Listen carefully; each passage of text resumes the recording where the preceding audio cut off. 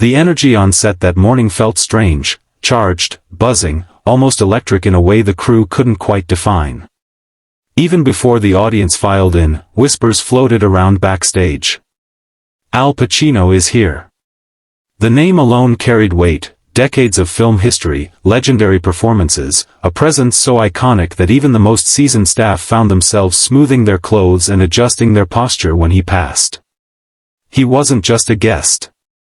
He was an era, a force, a living monument to a golden age of cinema.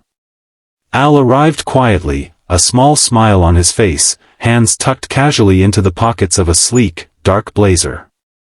A production assistant introduced herself. He took her hand gently, nodded, and thanked her like she was the most important person in the room. That was the thing about Pacino, no matter how famous he was, he never acted like it. His humility was disarming. His charisma, effortless. But if Al was a calm river, Joy Behar was a brewing storm. She stood off to the side flipping through cards with such irritation that one of the interns whispered, "Why does she look ready to fight someone?" Joy shot her a look that shut her up instantly. "It's a live interview," Joy grumbled to no one in particular. "We're supposed to talk about the industry, not bow down to him like he's royalty. Someone has to ask the tough questions." Sarah Haynes, sipping tea nearby, whispered to Sonny, "She doesn't ask tough questions, she asks Joy questions. There's a difference." Sonny pressed her lips together, trying not to laugh, because it was true. Joy had a habit of poking at guests like a kid prodding a sleeping animal, hoping it would wake up and growl. Whether it was instinct, ego, or entertainment value, no one really knew. When the floor manager called, 30 seconds, everyone scrambled to their seats. Al took his place gently, folding into his chair with a relaxed sigh, as though he'd just sat down in someone's living room rather than on one of the most watched daytime shows in America.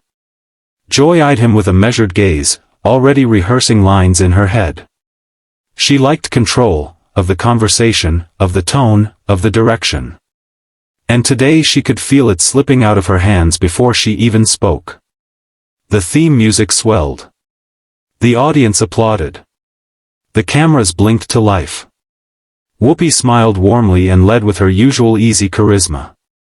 "Welcome back to The View, everyone. Today, we are thrilled to have a Hollywood legend joining us. The one, the only. Mr. Al Pacino." The crowd erupted.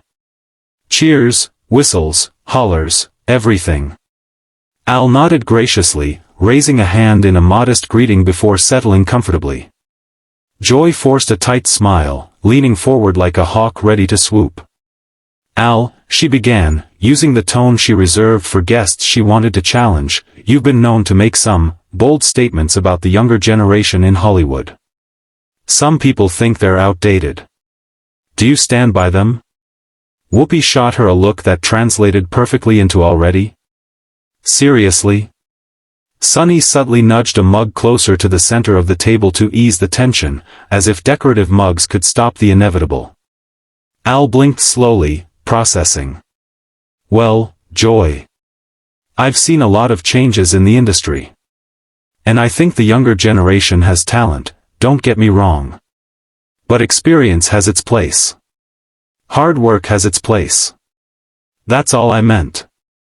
Joy's smile sharpened. "But don't you think comments like that make you seem a little out of touch?"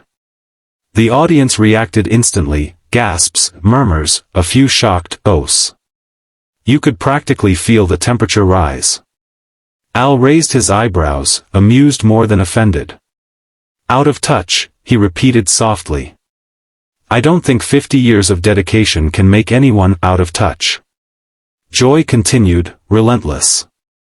"Well, some people say your generation created a lot of the problems the industry has today. So maybe young people have the right to call you out." Sonny inhaled sharply. Sarah's eyes widened. Whoopi closed her eyes for a moment, the way someone does right before a car accident they can't stop. Al leaned in just slightly, the air shifting around him. "Are you telling me," he said in that iconic gravelly voice, that a 22-year-old influencer knows the inner workings of Hollywood better than someone who's lived it for half a century? Someone in the back of the audience whispered, oh. Joy fumbled slightly, but hit it with a scoff. I'm just saying. No, Al cut in, his voice low, firm, but never raised. You asked my opinion. And I'm giving it to you. The audience erupted into applause, whistles, cheers, the works. Joy's expression faltered, but she regrouped quickly. I'm only asking what people want to know, she insisted. Al nodded.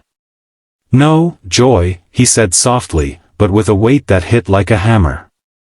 You're asking what you want to hear yourself ask. The room exploded. Applause thundered. Even the camera operators exchanged glances.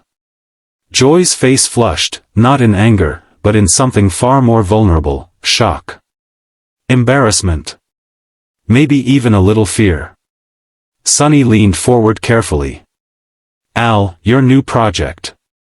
Sonny tried to reset the energy at the table, but the tension was so thick it clung to the air like fog.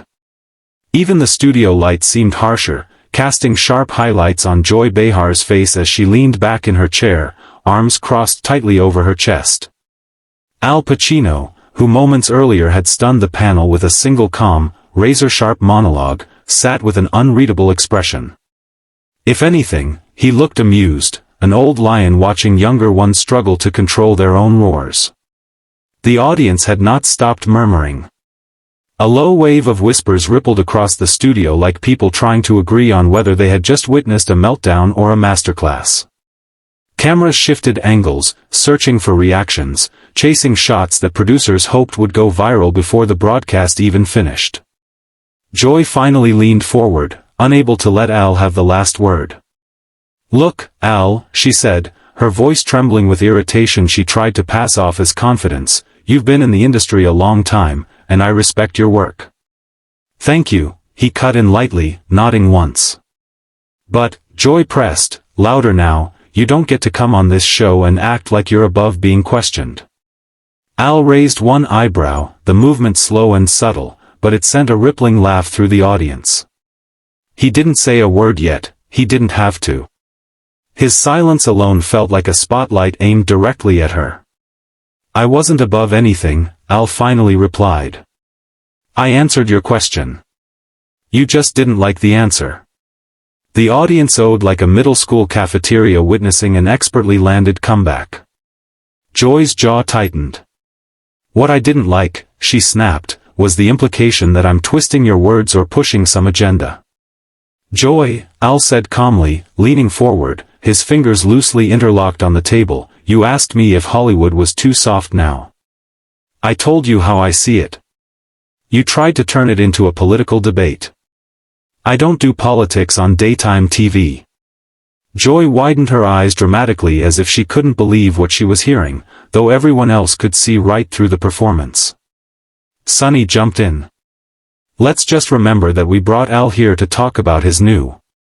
But Joy wasn't letting go. So now you're blaming me, she demanded, wagging a finger at him. You come on our show, you expect softball questions? No, Al answered. But I expect real ones. That hit harder than a shout. Joy leaned back as if struck, and for the first time all episode, her bluster cracked. The audience gasped, even the camera operator filming her had to adjust quickly, presumably surprised by the sudden shift in her expression. Whoopi set her mug down with an audible clink. Joy, just breathe, she muttered. But Joy wasn't breathing. She was spiraling. You know what, Al? Joy said, her voice rising with every sentence. I've interviewed hundreds of people. If you think I'm the problem, if you think this show is the problem, then why show up at all? Because, Al said with warm, infuriating calmness, I thought we were going to have a conversation. Not a competition. Joy opened her mouth, but no words came out. Her hand hovered in the air, her face flushed with frustration and embarrassment.